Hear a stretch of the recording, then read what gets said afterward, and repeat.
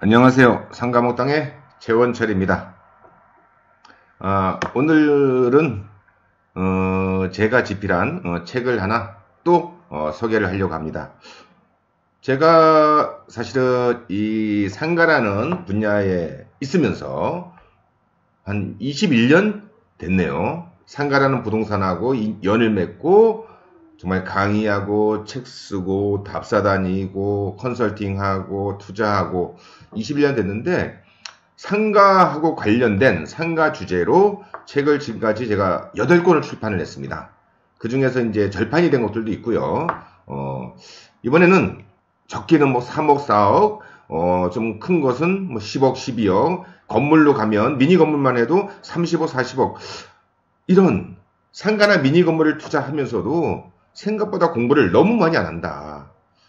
물론 뭐 알고 있는 지인 공인중개사님들이나 뭐 그쪽 공급자들, 또 분양대행사나 이런 사람들의 말들을 많이 듣고 투자들을 하고 있는데, 좀 그래도 시중에 나와 있는 상가에 관한 책, 특히 상가 투자에 관한 책을 그래도 몇 권을 읽어보고 그 뭐 3억이든 5억이든 10억이든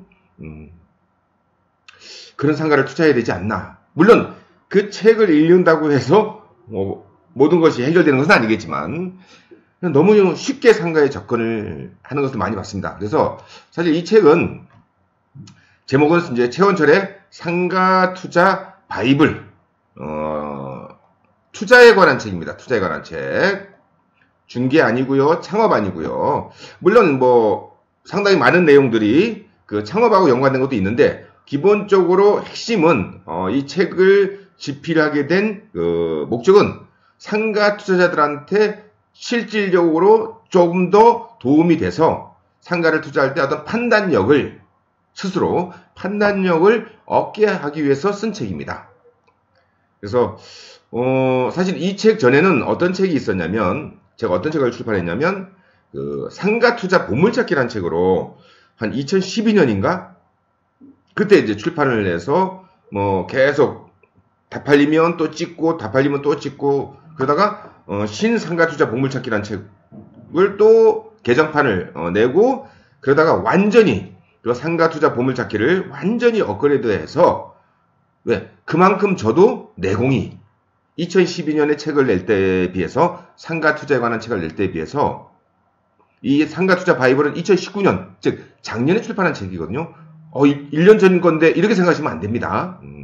상가 투자에 대한 어떤 원칙, 원리, 기준은 물론 뭐 코로나 때문에 바뀌었다, 뭐 때문에 바뀌었다 해도 아주 기본적인 원리는 거의 변한 게 없습니다.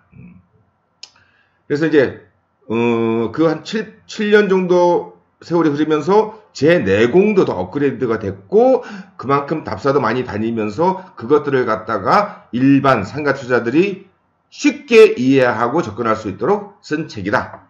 상가 투자자들을 위해서 나름대로 20여 년의 어떤 나름대로의 경험치, 내공을 쉽게 쓴 책이다. 그래서 이 책을 읽으시면 상가 투자를 하시는 분들, 또는 상가를 중개하시는 분들도 일정 부분 도움이 됩니다. 투자하시는 분들이 이 책을 읽으면 좀 더 상가를 투자하기 위해서 접근하실 때 실질적인 도움이 될 것이라고 감히 말씀드리면서 제가 집필한 상가투자 바이블 책을 소개를 합니다. 목차를 잠깐 좀 보도록 하겠습니다. 어떤 내용이 있는지. 자, 목차. 상가투자 쉽게 읽어보시면 됩니다. 상가투자 별 건가? 조금 다른 분들이 얘기하는 내용, 다른 책의 내용과 이 책은 내용이 좀 다릅니다.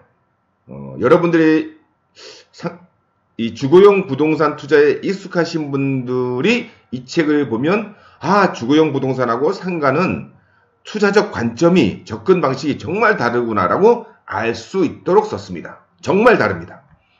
자, 주거용 부동산이 가격이 오르면 상가가 오른다? 그럴까요? 쭉 갑니다. 상가는 입지가 중요할까요? 아니면 상권이 더 중요할까요? 이런 얘기 우리 많이 하고 있죠?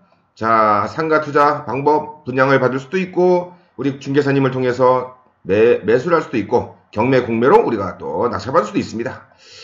자, 처음에 나오는 게 뭐가 나왔나요? 상권이 나왔습니다. 뭐가 나왔다고요? 네, 제일 먼저 나온 게 상권입니다. 그래서 그냥 우리가 알고 있는 역세권, 상권, 대학가 상권 이런 거 말고 제 나름대로 상권에 대해서 정말 잘 정리를 해놨습니다. 그래서 어쩌라고? 그래서 제가 제 노하우를 가지고 상권을 재분류했고요. 그래서 쭉 상권에 대한 얘기가 자연상권이란 말 나오고 골목상권 우리 많이 들어봤죠? 계획상권, 그 다음에 창업자와 투자자의 상권, 항아리상권. 자, 핵심적인 내용들입니다. 상가와 소비자를 단절시키는 요인들. 이 부분에 대해서 우리가 일정 부분은 숙지가 된 상태에서 상가에 접근해야 됩니다. 창업도 창업도 맞습니다. 일정 부분은 도로, 공원, 관공서, 병원, 그 다음에 학교, 전자대리점, 은행, 금융기관, 숙박시설과 위락시설. 철도도 어떻게 나눴습니까? 경전철, 그 다음에 중전철인 전철, KTX, SRT 아직 개통되지 않고 2023년 정도에 개통될 예정, GTX A노선 개통되는데 거기에 대한 것도 미리 저의 견해를 집어넣습니다. 대형 상업시설, 백화점, 마트, 대형마트, 홈플러스 마트, 그 다음에 하나뭐 스타필드, 이케아, 코스트코 이런 것들이 상권에 어떤 영향을 주는지에 대해서, 그 다음에 영화관 좀 더 구체적으로 현실적으로 과연 이런 것들이 철도나 대형 상업시설이 과연 상권에 어떤 영향을 줄까? 그런 것들이 옆에 있을 때 우리 상가를 투자해야 될까 하지 말아야 될까? 이런 관점으로 집중했습니다. 그 다음에 입지와 동선 그리고 다른 내용들 뭐 건축물 용도로 인해서 임대가 제한되는 경우 내가 어떤 상가를 갖다가 투자를 했습니다. 매수를 했습니다. 분양받았습니다. 모든 업종으로 임대를 줄 수 있는 것은 아닙니다. 그런 내용도 있습니다. 그 다음에 우리 옛날에는 그 정화구역이라고 표현했는데 보호구역 내에는 어떠한 보호구역 내에 내가 어떤 상가를 투자를 하게 되면 어떤 업종으로는 임대를 주지 못하는 제한받는 경우도 우리가 상식적으로 알고 있어야 합니다. 또 한 건물 내에서도 어떤 업종이 들어와 있으면 다른 업종이 못 들어오는 이런 제한도 있습니다. 이런 걸 모르고 우리가 무조건 투자하면 예상치 못했던 그런 어떤 어려움, 임대를 놓는데 어려움을 겪을 수 있다. 그래서 이러한 내용, 핵심은 상권에 대한 내용이 핵심입니다. 그리고 우리가 임대를 놓을 때 제한받는 것들. 자, 책 제목은 상가 최원철의 상가 투자 바이블입니다. 현재 이 책도 스테디셀러로 상가에 관심 있는 분들한테 꾸준하게 팔리고 있는데 굳이 제가 이렇게 책을 소개하는 이유는 아직 이러한 책이 있다는 것을 많은 분들이 점점점 상가에 대한 더 관심들이 있으면서도 많은 분들이 잘 모르는 것 같아서 소개를 위한 영상을 제가 찍게 됐습니다. 상가에 투자에 관심이 있으시거나 또는 우리가 중개를 할 때도 기본적으로 상권 같은 거를 좀 이해를 하실 분들은 이 최원철의 상가 투자 바이블을 구매하셔서 차분히 한 2번 정도 가시면 정말 도움이 많이 될 것으로 저는 그렇게 자신 있게 말씀드릴 수 있습니다. 많이 상가 투자 바이블 구매해 주시기 바라고 소개도 많이 부탁드립니다. 지금까지 상가몽땅의 최원철이었습니다. 감사합니다.